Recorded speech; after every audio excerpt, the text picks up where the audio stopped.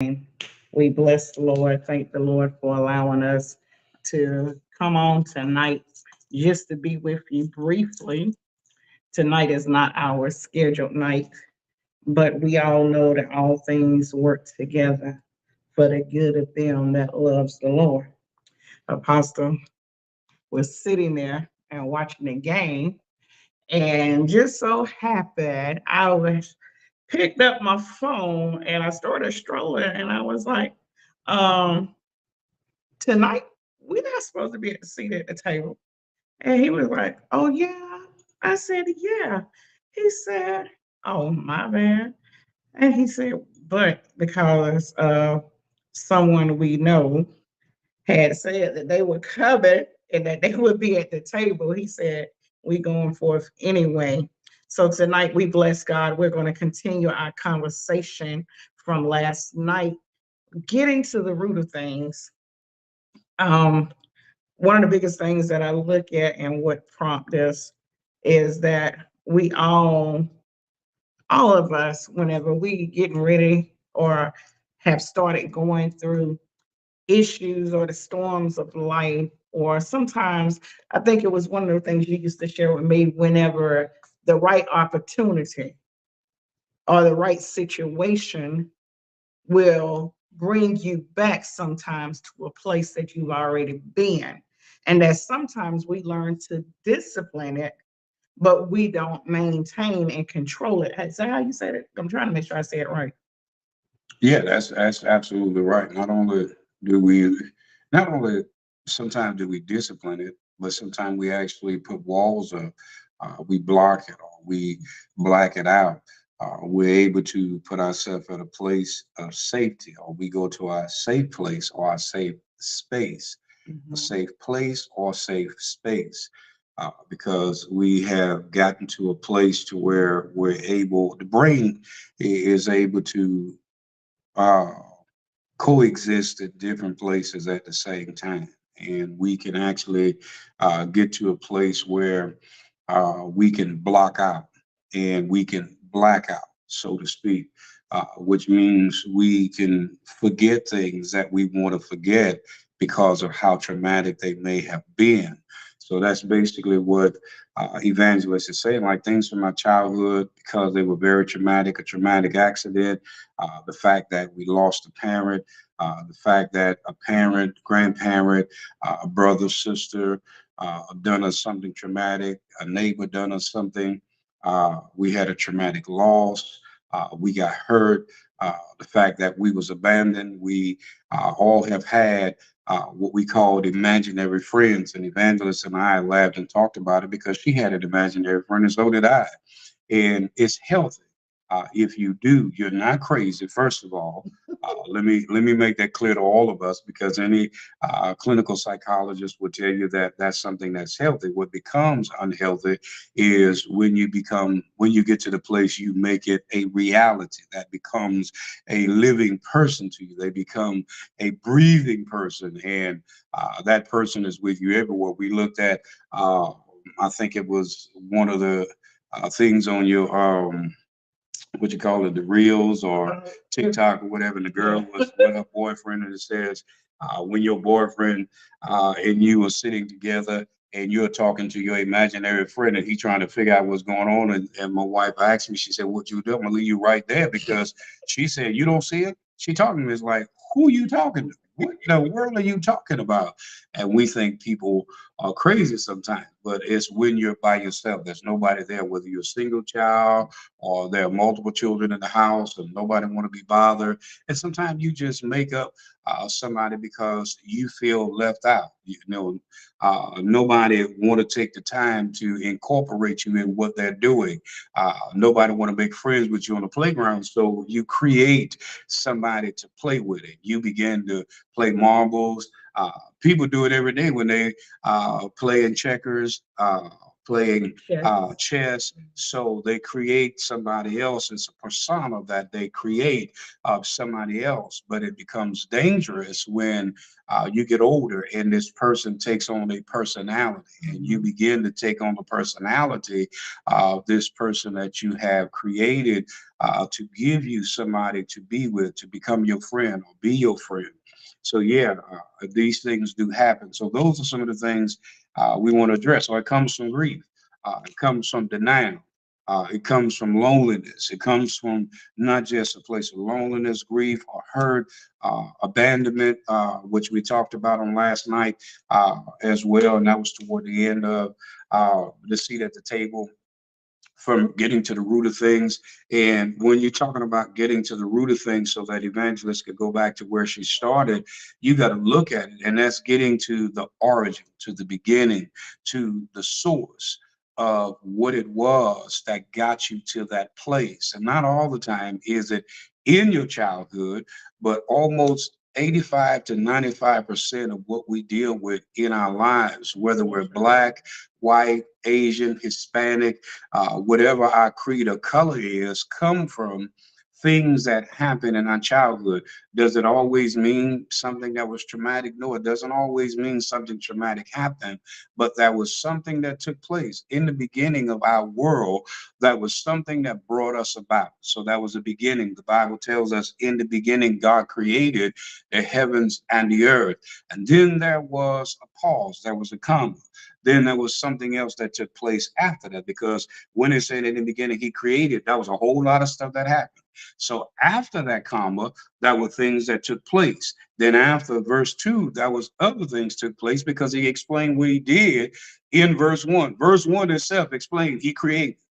Then after that, he explained that that was something that took place after creation, which was the world was without form and void. How did it get there? So it begins to tell the story of how it got there. Why did it get to the place that it got? What took what happened for it to be there. So there are different clues that got there, where you got to go in Luke and different parts of the Bible to see how these events took place. So why was that without form and void? Well, first of all, that was a war in heaven, Revelation. How did it get to the place being without form and void?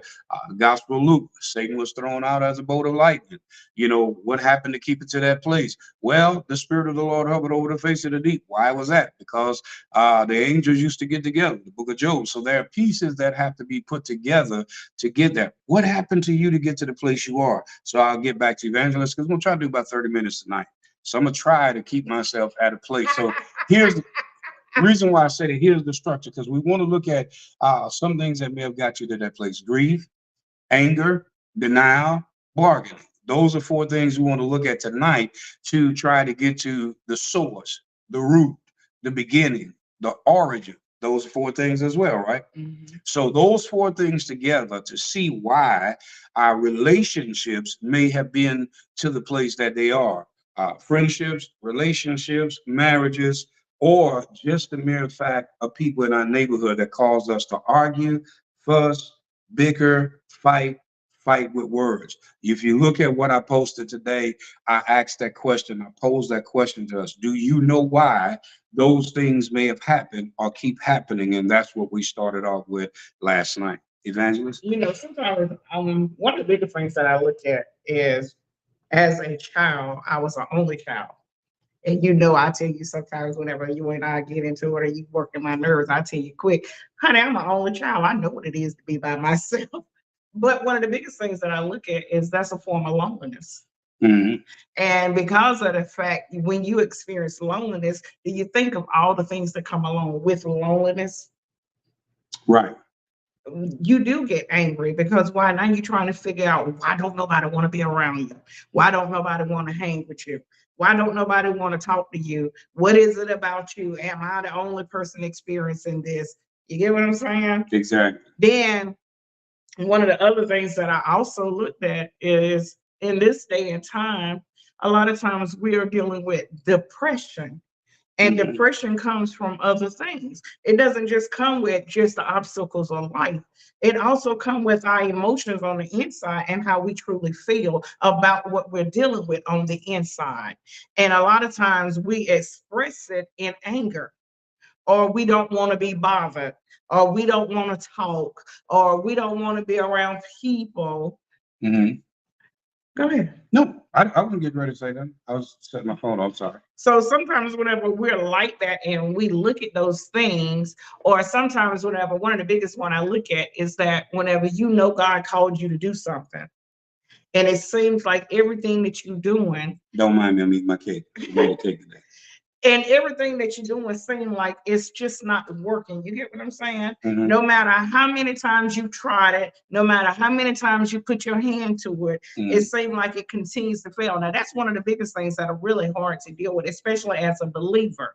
Because you know that you're working the vineyard, you doing what God called you to do, you out spreading the gospel, you witnessing, you praying with people, you praying for people, you paying your tithes, you paying your offering, you doing all these things, and you get to a place where you start feeling like God just no longer talks to you anymore, or that your communication line is different now. You get what I'm saying? Right. But one of the biggest things that I have learned, especially with this journey with myself, is that it ain't that he quit talking, but sometimes whenever things are starting to go good and we see the growth that we have, just Exactly. like you see the growth, he sees the growth.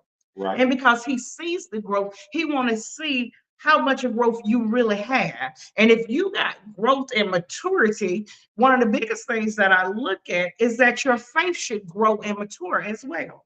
So whenever we look at faith and growth and maturity, whenever we have certain issues, there's still a part that we have to do. Mhm. It doesn't say that he's not going to do his part, Right. but there's still a part that we have to do.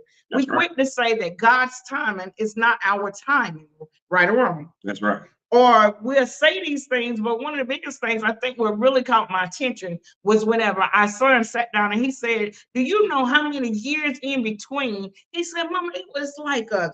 How many years he told me? It was 100 or 1,000, whatever it was. It was a great number, and it made me think about it. You know what? We be thinking so much on time and how long time it really is, but it's not the same time with God. That's Exactly. where we got that. He said He- 1,000 years is as a day, and All right, is there as you go. 1,000 All years right, thank you. unto the Lord. And so whenever I looked at that and I thought about it, and me and my son was talking about it, and I'm thinking, wait a minute, if a 20-year-old can catch this, why did it take me so long to catch this? You get what I'm saying? So it's not that God don't hear me. It's the fact that, wait a minute, God's time is still not my time. And the reason why old people used to say that he may not come when you want him, but he right on time, is that he came whenever it was time for him to come. But sometimes we allow him to go to sleep.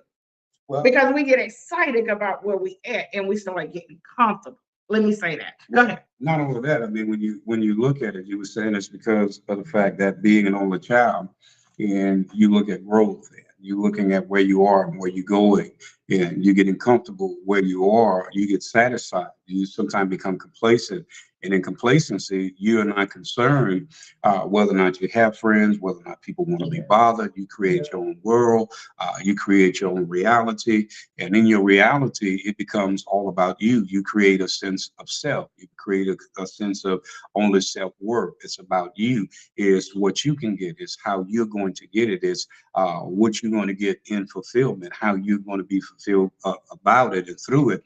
What it takes to make you happy, and what it will be that will keep you happy. And if anybody else is happy about it, fine. If they don't like it, it is still fine. Whether they want to be bothered, it is what it is, and it ain't what it ain't. And whether they want to be bothered, they want to be bothered, and they don't want to be bothered. You still gonna get what you gonna get, because mama gonna do what she gonna do, or daddy gonna do what he gonna do, whether you live with mom or whether you live with dad or not, because you still gonna get yours, because it's about you. And that's what have happened so much. But then you get to the place that you do want people, but you don't know how to interact like you really should. It's not that you don't want the camaraderie. It's not that you don't want the friendship. It's not that you don't really want to become close to them, but you don't allow them too far in. And especially when you've let people in, especially when you've allowed your guard to be down, or that place of trust, or that sense of trust, or that ability to give people the opportunity to draw close to you. And when you do allow them to draw close to you, you feel that they've done something, said something, or they have put themselves in position where they feel like they're trying to control you. Hey, cuz, how you doing? Welcome, everybody. I did say some things on the message board to let everybody know that we appreciate them and we thank them for joining us.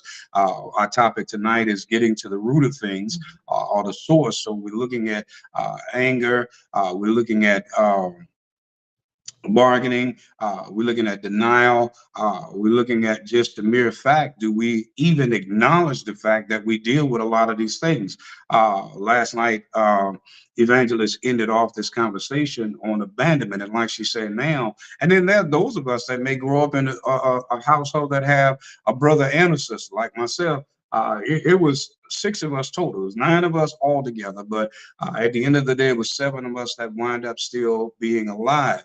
So even when you have that household being the seventh of the nine that was still alive, and the youngest of all of that at the time, and then I still had a baby brother and a baby sister that came towards the end. Sometimes it's hard for people to be able to be at a place to bring you in. So you got a baby sister that come, and then now everybody have all eyes on them, and oh, look at the baby.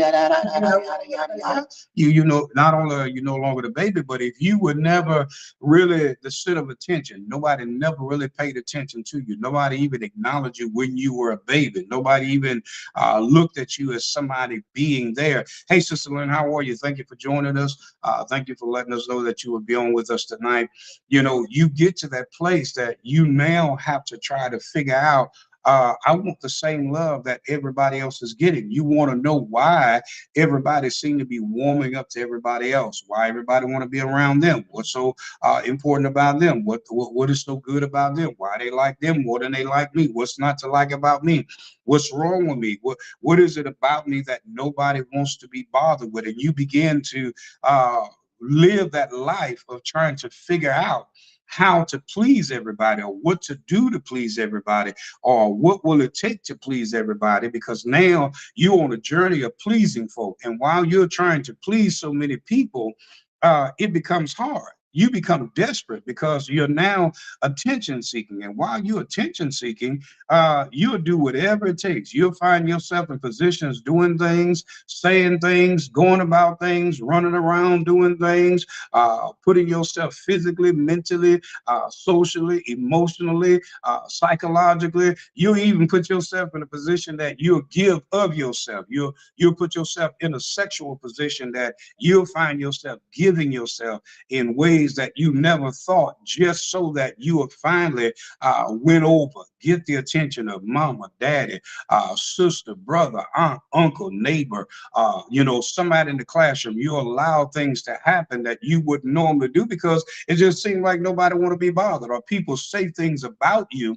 And that's where now the origin began. But you don't know that these things later on in life will begin to affect your social skills, your building skills, the building blocks of creating friendships, or allowing yourself to know what it is to trust people, because now you don't know what and how or what to do to begin to call trust, because now you allow yourself to trust anybody because you are taught that this is love. You let somebody do some of anything. You allow people to put their hands on you in any kind of way, and you consider that to be trust. Most women in relationships, a lot of times, they misconstrue love by certain things that have happened. Verbiage, the way the verbiage is, words, certain words that are said, certain ways they are handled, manner in which they are being treated, and they consider that, and they'll stay in a relationship a long time. Believe it or not, you have more men, according to the statistics, that have had that happen than women, because most men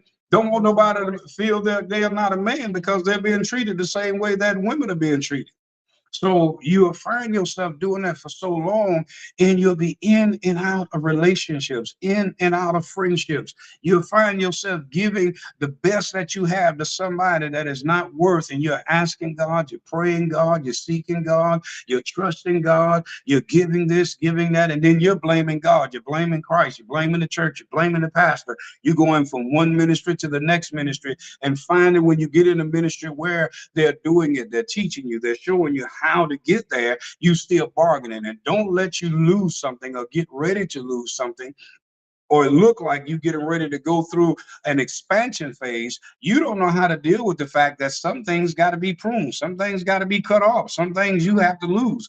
There's a part of life where some things have to die in order for growth to take place, because you never was taught or you never understood that death is a part of growth, that loss is a part of gain, that removal is a part of replacement, that everything cannot be kept in order for you to be able to expand into something new. In order for you to have a larger space, you got to remove some things out of the way to build something bigger and greater. You have to empty something out to pour something else in. And those are some of the things that tend to happen. Go ahead, because I see you got your Bible. I don't know if you Oh, no, had. no, no. I was listening. But you know what? I'm glad you said that, because a lot of times we don't understand that a lot of the things that has happened to us in the natural does affect our spiritual walk. Because whenever you have trust issues, trust go across the board. That goes along with everything, everyone that has came in our life. Do we trust our friends? Because sometimes we put our friends to the test. I know I do. I will. I got a sister that'll tell you for 3 months, me and her stood outside and I would just stare at her and wouldn't look at her. And it took 3 months for me and her to finally just warm up to start talking. And it took us a while to build that relationship because of the fact we was in the building working a job together. Yep. And because we was working that job together, we had to build a bond and a relationship, because I need you, and just like I need you, you need me. And we want to make sure that all of our residents in this building is safe until the next shift get here. We want to make sure we don't have no falls, no accidents, nothing on this shift. So we had to learn how to trust each other, but we had to build to that. But then you wonder why it takes so long to build trust. And a lot of times it is because so many people that hurt you in the past, and that goes across the board. A lot of times what we feel is hurt. Sometimes it's just our emotions because we had so much of confidence built in people. Let me say that. And see, and that's where the bargaining part comes in. I just wanted to put that in there because what you just said goes on the bargaining. So now you're bargaining with yourself. You're bargaining with the situation. You are putting yourself in a border situation to bargain whether or not I should. So let me put it to the test to see if I can. So I'm gonna bargain with this for the moment. I'm gonna hang out a little while. Listen to what you just said. Mhm. I'm gonna see how it goes. I'm going to look at them. We're gonna see how many days it go, because yes, I need them, they need me. We need to make sure that none of these people get hurt, and we got to work this ship together. We've been doing this for a while. Y'all did that for about 2 or 3 months before y'all really had conversation. Y'all would speak, y'all would go outside, and y'all would do y'all thing outside, and y'all say, "Hey, how you doing, girl? I'm going on break, blah blah blah, yada yada. Girl, you worked tonight, blah blah blah, yada yada, and so on and so forth." And it built up to that because both of y'all had been through the same similar thing. And not only that, y'all found out y'all had been through similar things in relationships when y'all found out, well, when y'all actually started talking. So now you bordered, okay, well, if we're going to do this, I just want you to know I don't let people get close to me. And y'all, they literally said that in the same tone to each other. So as the months passed by, as she was saying, they were bargaining with themselves. Should I? Shouldn't I? I want to, but I don't want to. But the last time I did this, this is what happened. And they literally said, yeah, girl, I can see that last heifer I got closer. This is what happened. These are the words that they literally use. I'm like, really? Okay, yeah. So now this is what we do in life. Most people, they go on and they just start talking because we're at work, and later on you just go on and you tell the person off, or you cuss the person out, or you just don't be bothered with them. But this is what they did, and now here it is 11 years later, and you would think that they biological sisters, because they work my nerves. They call each other all hours of the day, all hours of the night. We all have lived together. Hey cuz, what's going on? Hey Larry, hey Edith, how y'all doing? So when you look at that, they bartered, they bordered, they bargained, they bordered, then they begin to get close. Then they fussed like they were literal sisters, because in her house, she had a sister, and the sister didn't act like a sister for quite some time. But at the same token, they begin to learn to love each other through how they established the foundation of the relationship, because they established the standard of how they wanted to come together, because they gradually opened themselves up to begin to build a sense of worth of what they felt was worthwhile to allow themselves to trust each other. Do we allow that to happen? Hey, Bishop Mark, how you doing? And when we do that, we can get away from the phase of bargaining, because you can tell people that you can trust right away. You can tell people who you can open up with right away. You can tell people that you can just say, okay, listen, I see you, I hear you, we can talk and we can keep going. But God gave us a spirit of discernment, and discernment is not just spiritual discernment. You have natural, you have mental, you have social, you have emotional, you have mental, you have psychological, you have financial discernment. So you can tell, or like the old folks say, that little still voice that tell you in your head, or that whisper in your ear, you might want to watch that. So you'll be able to know, or there's something that just keep, picking at you on the inside to let you know, hey, look, be careful, watch out. So when you look at all of that, those were the things that were happening with her. So that was an origin that got you to that place. Something that made you feel like, hey, I want to be a star. Hey, I want to be a singer. Hey, I want to be a musician. Hey, I want to play the guitar. Hey, I want to play the drums. Hey, I want to play the flute. Hey, I want to play the saxophone. Hey, I want to play the trumpet. Something brought you to the place that made you feel that that was something you want to do. You saw somebody, or, you saw somebody that had you feeling like, hey, I know I can do that. And I feel that God called me to do this. God called me to do that. I believe I can be a minister. I believe I can preach. And I know God called me to preach, things of that nature. Or, hey, I want to be a senator, or, I want to be a civic leader, or I believe I can be a lawyer. Or I think that's what I want to be. I want to be a doctor. I want to be a nurse. So that was something that brought you to the place that made you feel like that. Saw mama sick, saw daddy sick, saw grandma sick.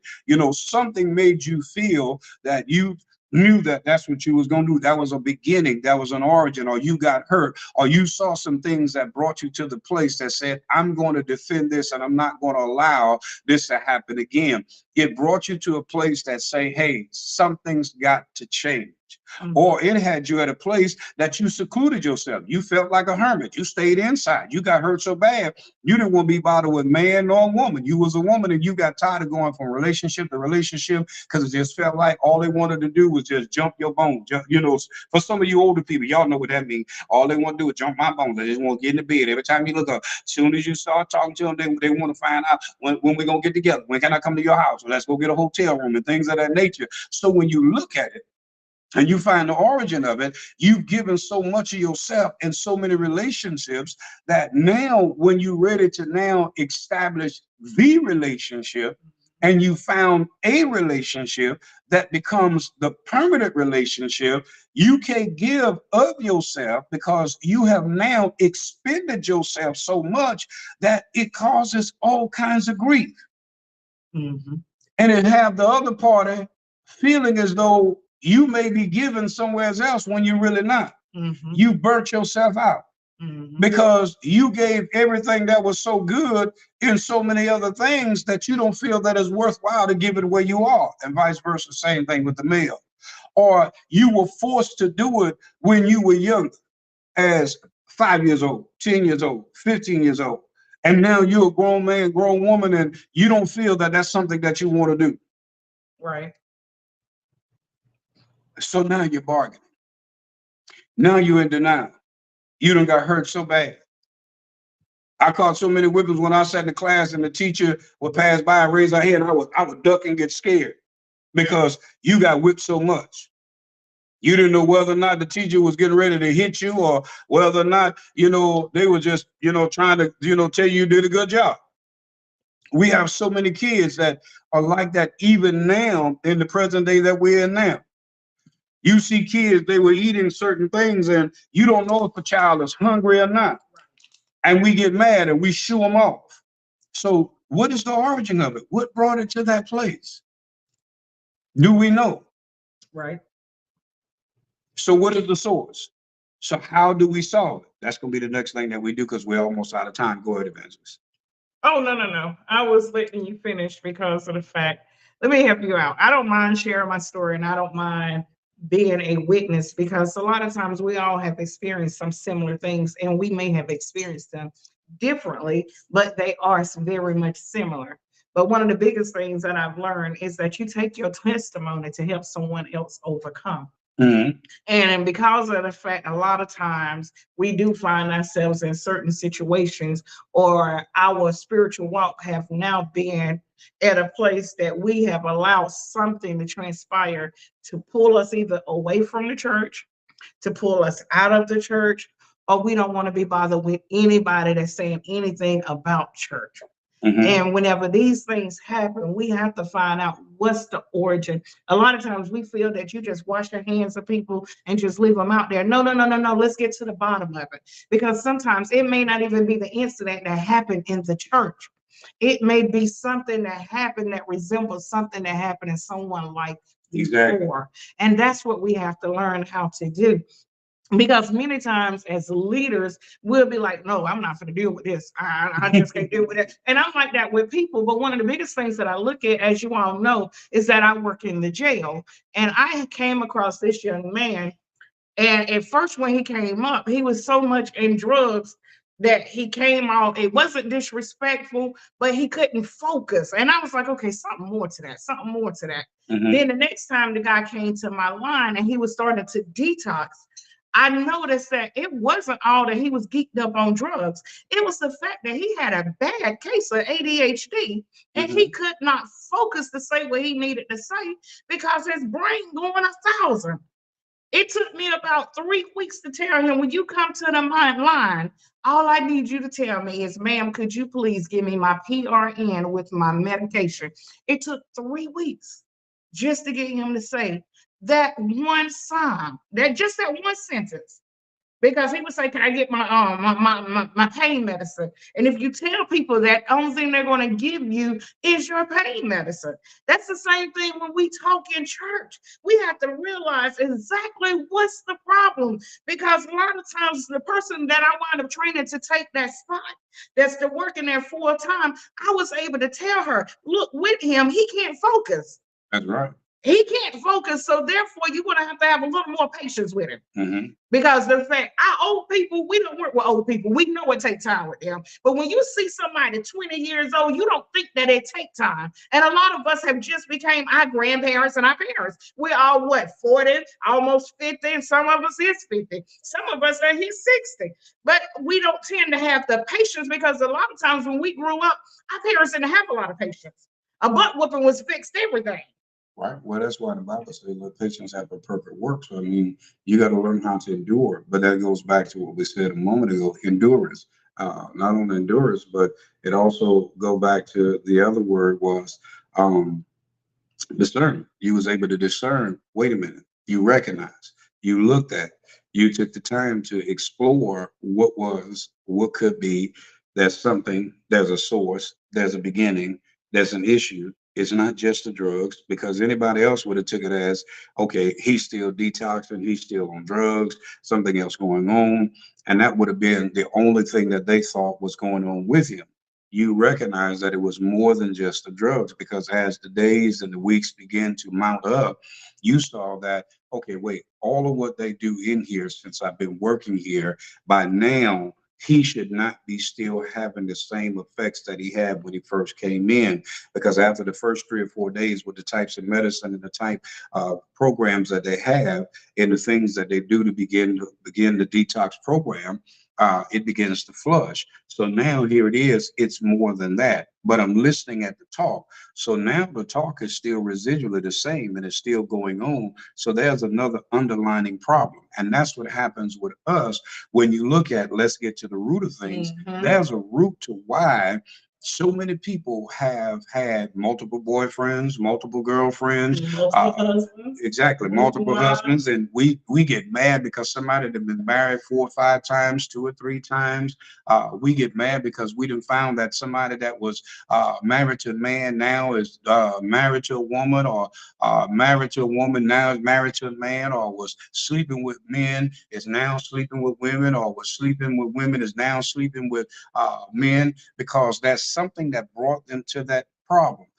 somewhere in there, that was some breakdown, that was some issues, that was some things that were already going on when they got into these relationships, but that was some things that they probably was trying to express in the relationship that either the woman or the man was not hearing. That was a recognition that was taking place. That was some affection, some inordinate affections that was happening, and somebody wasn't listening. Even with our children, we recognize some things that are there, but we ignored it. That ain't what the Bible say, and we beat up on it. Wait, before we start beating up on it, okay, yes, we recognize and we said that's not what God said. We know what moral is and what morality is. We understand what being morally correct is. Okay, now what's bringing you to that place? What's causing you that? We know that they have been around, and there's so many things that are out there. And we know that the world have said that everything is all right to be this way, be that way. That's fine. Okay, let's see what it is that make you feel or have you at this place. Now, we have to get you to a place to make a decision that you feel that you're consciously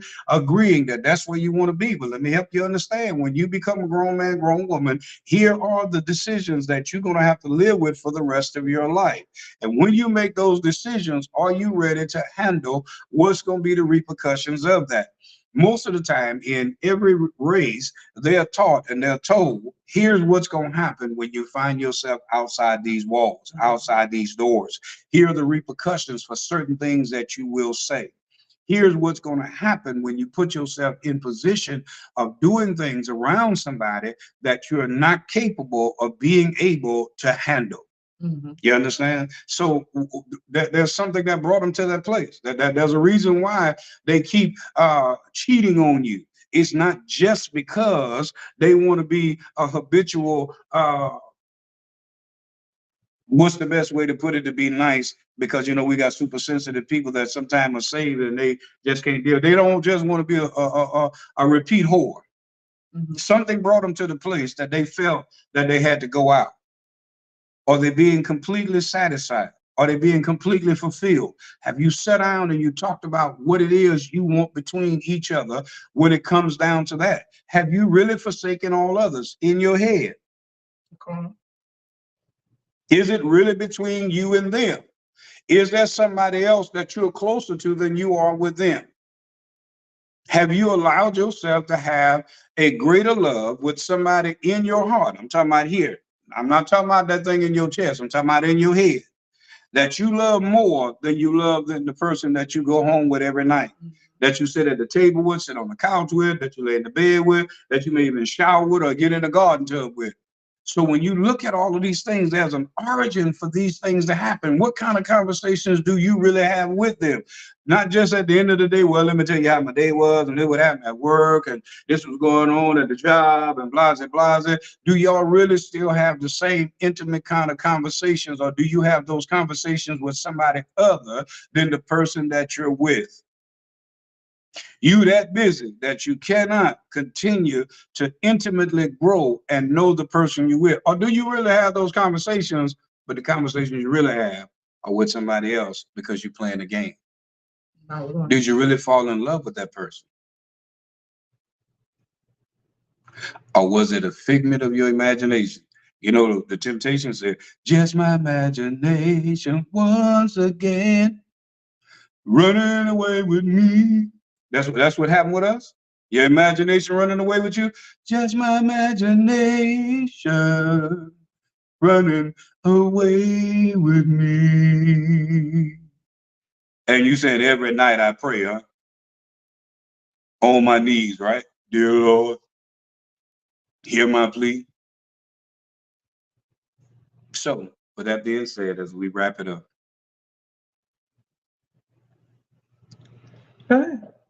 I was giving it back to you. I was being funny.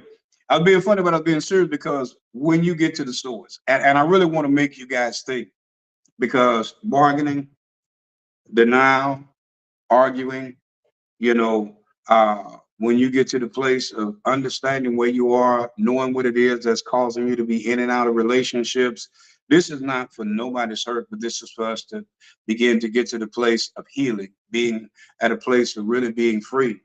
And if we are in a marriage now, dating now, going to date, want to be free in our worship with Christ, and we talking about our worship is for real, The only way our worship is for real is we finally get to the place that now we're free within ourselves while we're saying that we're delivered. Because in deliverance now is at a place to where we're no longer held hostage and in bondage to the thing that God has delivered us from, because it no longer has a hold over us. It no longer has a grip, power, or the ability to put us back in the same prison by binding our hands, our mind, our thoughts, our emotions to the place that it once had us before. Remember that. Deliverance puts you at a place that it don't have the power. It doesn't have the power to put you in a position that it can imprison you, put you in jail, bind your mind, your thoughts, your conscience, your subconscious, something that I didn't say a second ago, nor put you where you emotionally, psychologically, or mentally at a place or state of being where you cannot move forward. And that's when you know you're free. And when people bring it up, or even if the remembrance of it comes, you can still move forward and build. And when you allow yourself to be open to love, you can be open to really begin to praise and worship God, and it's real. And then you can really truly hear the voice of God that you've always heard, and it won't be no question of whether or not you heard him or not. Remember, Evangelist started off with that. Did I hear God? Am I hearing God? Am I sure about God? You know, I heard a clip from Eddie, what the boy name? Uh, uh, he played in Foolish. What the name? Eddie what? Mhm. Christian. What the comedian name that played in Foolish? Eddie Murphy. Eddie Griffin. He said he believed the most stupidest woman in the Bible was Lot's wife. He said, and you know the Bible real good.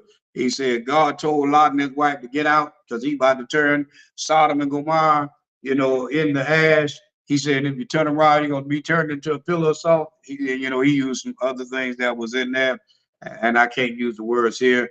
Well, I dare not use the words. He said, Lot said, come on, baby, let's go. Got his family, got out after everything happened. And God told, Abraham to go and check on the nephew and get him out, all that, if you find, however many, what have you. He went through the whole spiel. He said, and Lot kept going. He said, don't look back. And they took everything that they needed to take. And Lot's wife was looking back. And when she looked back, turned into a pillar of salt. He said, well, Lot never looked back. He said, Lot touched his wife and he touched it. And he said, she saw, I'm gone. He said, I love you. He said, I love what you had, and I love all what you offered, and your body was good, but maybe you saw, gotta go. He said, Lot never looked back. She said, just touched her body, just kept on going. Oh, she saw it. He said, but it was some good stuff, but I gotta go. So we don't take the time to listen at what God is saying. But he said, because God, he said, was full acoustic. He said, now you be like, hey, is that God? God, is that you? He said, this day and time. So God is right there talking to us, whether it's through the internet that we have, through the videos that you get, through your radio, through your Siri, through your Sirius on your radio in your car, through your phone. He's speaking through the people that you're talking to. Just like you see in the movies, somebody talking with somebody, and all of a sudden they hear another voice while somebody talking to them, and they hearing somebody else say something to them, and they hearing God talk to them. They hearing the Spirit of the Lord. God does that same thing in this day and time. Don't let nobody tell you that God have stopped talking in the Spirit of the Lord and the Holy Ghost don't talk. Yes, he still talks. Yes, he don't just speak through what he's already written. He's still speaking. Are you listening? That was a movie some years ago entitled, Are You Listening? So are you really listening at what the Spirit of the Lord has to say? Let the church, hear what the Spirit has to say. You hear that through the Word of God in the New Testament. Are you listening at what the Spirit is saying? He speaks still through dreams and visions. He still does that. God still have people that will rightly not only divide the word of truth, but rightly interpret the dreams that you have. He's not just giving you the things that you want because a prophet have told you the Lord about to bless you with this, this, this, and this. The prophet first going to tell you need to come out of the things that you're in. But he also going to tell you the things that God going to bless you. He's not just going to tell you what you got in your wallet and what you have at your house and what kind of house you got and what kind of car you drive and all of those things. But the prophet going to tell you the truth, because the first thing, we got to get our lives in line and in tune with God. We have to have ourselves in a right relationship with God. We have to make sure these things work. So whether we living all the way to him, we can't just be morally correct because we doing good and we doing the right thing. It's more than just doing the right thing. It's actually applying and make applicable what's there, so that all the things that have happened in our life, we can be free. You know, one of the songwriters said back in the day, I want to be free. Do we really want to be free? Hey, cousin Lionel, how are you? So that's the thing. We got to be there. So whether we are principals in the school like my cousin Lionel was, and, you know, whether we teachers in the school, whether we're teaching music, playing music, whatever the case is, whatever job you know you have, there was some origins that got you to that place. Whether it started at home, whether it started in the church, whether mama said, I know you can sing, I know you can play, boy, put you in front of the piano, put a musical instrument in front of you. Mama got tired of me playing on her pot. So, you know, I never played no more drums. So it is what it is. But I had a big mouth. So I still got a big mouth. But the point is that we have to get to the place that there's an origin. When you find the origin, you can be free. But you have a lot of people that push you to get to the next level. What are you doing to really get there? Or are you the reason why you haven't got where you need to get, but you're blaming everybody else? So as we come back to you Monday, because for some reason, I guess God wanted us to come back on tonight, because I really forgot that we had came on live last night. But I believe that God do things for a reason. So we came on tonight, and we do appreciate all of you tonight. Hey, brother, what's going on, Bishop Darrell? So when you look at all of these things, remember, we got to stop bargaining. We got to stop being in denial. We got to stop allowing ourselves to grieve over certain things. Now, there's nothing wrong with grief. Let me make that clear. But if you still grieving, bargaining, you still trying to get at a place to where you're rationalizing, you haven't come to the place of recognizing that the origin of why you're in and out of friendships, in and out of churches, in and out of jobs, you just can't seem to have a whole lot of friends, and you always arguing and fussing with folk, and you can't seem to be at a place to where you have a common ground, or you can't trust nobody, don't want to trust nobody. Something has to be done to look within yourself to see what it is about you. Do you really trust you? Do you know what it is in you that still have not come to the place of being freed, being delivered, knowing that you can be free within you to be who God created you to be able to move forward in all that God have called you to do? My little brother said, hey, Darrell said, tell the wife hello. So listen, tonight as we move forward in this lesson, getting to the root of things, remember there's a source, there's an origin. And you can move past anything when you find out what the root of it is. There was a seed planted somewhere. It died, it started growing. Now, what kind of seed was it that was planted? And what is it that's growing? Now we cultivate it by the things that we do. We give it the power that it needs to have to keep doing what it's doing. Or we give somebody else the ability to water it and plant something else with it to now grow together. And when it starts growing together, it entangles itself. So what entanglements have we allowed ourselves to get into that have brought us to this place that we have to now unweave? So we'll see you on Monday for our seat at the table. Get your tea, get your coffee, get your water. I have some ginseng tea. I was eating some cake, so I hope that didn't bother anybody, because at the table, we do what we have to do to be able to get the point across, and I've enjoyed it. I hope we've helped you, and as we go forward, think about it. Grief is okay, but it's time to come out of grieving. Bargaining is okay, but now once you finish bargaining and you finish bordering, are you ready to move forward? Now you've denied. What are you denying? What have you denied yourself of? There's a point of denying certain things that will not be at a place that is not going to be good for you. But there are some things that we've denied that have actually been good. So we got to get to the place that we stop being so passive in so many things that we pass up the things that are really meant for us. But then you got to recognize that You don't just have a spiritual discernment, you have a natural discernment. You have a audible discernment. You have a visual discernment. You have a mental discernment. You have a intellectual discernment, an emotional discernment, an affectionate discernment. You know what affections ain't the right affections. You know when somebody beginning to move in on you on some things they ain't got no business moving in on you on, touching you in ways they ain't got no business touching you. You understand what I'm saying, huh? You get me? You know when them eyes are looking at you in ways that ain't the way they supposed to be looking at you, rubbing your hands and they will be rubbing your hand like that. And I'm talking like that because I want you to know that we're real when we're at the table, we just be real. We be straight up. Because if you were with me, I'd be much more realer than what I am now. But we got sensitive folk. So be free, be healed, be delivered. Come forth, go forth. Now you ought to live.